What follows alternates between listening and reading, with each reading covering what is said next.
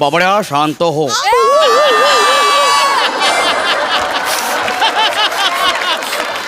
शांत हो. सर वेदनांच्या जाणीवा अवयवात नसून त्या आपल्या मेंदूत असतात.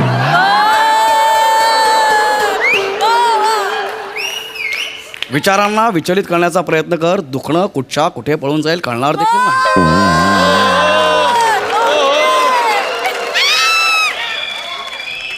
अरे बापरे, आज हे आहे का? हो, आणि पूर्ण वेळ.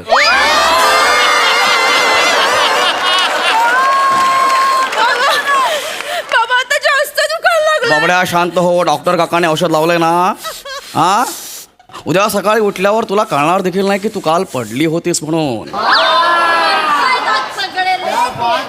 बाबा तुम्ही मला लाडी गोडी लावू नका बाबा. अगं बाबा मी तुमचं नाव सांगणार आहे आईला. अगं तुम्ही खोटं बोलताय बाबा.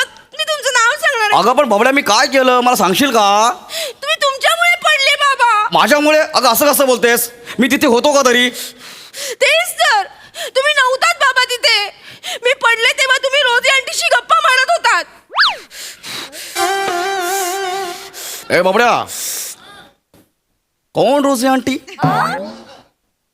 कोण रोजी आंटी का? हो, जिच्याकडे बघून बाबा तुम्ही मला जा बबडी आता तुझी तुझी खेळ असं म्हणता. आणि बाबा जिच्या बरोबर तुम्ही झोके घेता ती रोजी आंटी बाबा. अरे बाबड्या असं बोलू नये. असं, अरे मी कोणा रोजी आंटीला ओळखत देखील नाही. हो हो का बाबा? हो.